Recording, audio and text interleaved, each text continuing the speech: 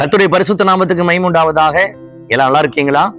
கர்த்தர் உங்களை ஆசீர்வதிப்பார். அந்த அருமையான காலை வேளையிலும் ஆஸ்காட் யூடியூப் சேனல் மூலமா உங்களை சந்திப்பதில் மிக்க மகிழ்ச்சி அடைகிறோம். அன்பு தேவனுடைய பிள்ளைகளே, இந்த அருமையான காலை வேளையில ஒரு சத்தியத்தை நம்ம அறிந்து கொள்ள போகிறோம். எடுத்துக்கொள்ளலாம். ஏசியா தீர்க்கதரிசன புஸ்தகத்திலே 43வது அதிகாரத்திலே 21ஆம் வசனத்தை நான் வாசிக்கிறேன் பாருங்க.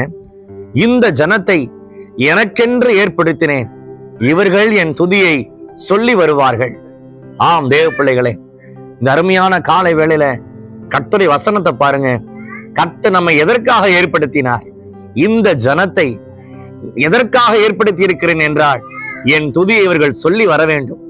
ஆம் தேவ பிள்ளைகளே, நம்மளை ஏன் கர்த்தர் படைத்திருக்கிறார்? அவர்களுக்கு பாருங்க, தேவதூதர்களை பாருங்க, இரவும் பகலும் கர்த்தருடைய மகிமையை வாய் மூலமாக செட்டைகளை அடித்து உயர்த்தி கொண்டே இருக்கிறார்கள். பிறகு ஏன் கர்த்தர் ஜனங்களை படைத்தார்? ஆம், ஜனங்களும் தேவனை உயர்த்தும்படியாக, தேவனை கனம் பண்ணும்படியாக.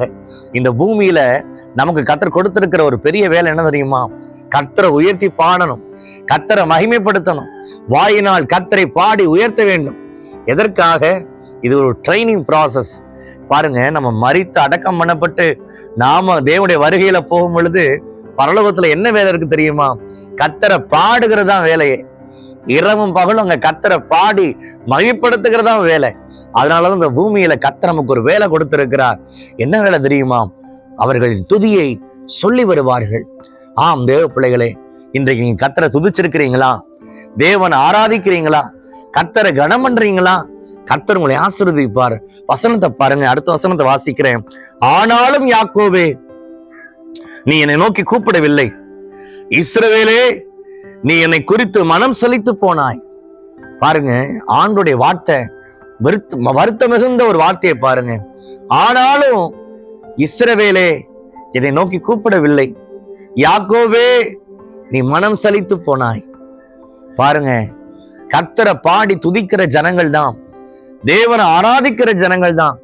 செங்கடலை கர்த்தர் பிளந்த பிறகு மீரியாம் எடுத்து தம்புரவை எடுத்து பாடி கர்த்தரை உயர்த்தினாங்க பாருங்க. அன்றைக்கு அப்படி இருந்த ஜனங்கள் தான். ஆனால் காலம் செல்ல செல்ல செல்ல அவங்க கர்த்தரை நோக்கி கூப்பிடவில்லை, மனம் சலித்து போறாங்க. பாடி என்னதான் ஆக போகுது? பாடுனா கர்த்தருக்கு பிரியமா இருக்கும், நான் எப்பவும் கர்த்தரை பாடி துதிக்கணுமா அப்படின்னு மனசு ஒரு சலிப்பு வருது.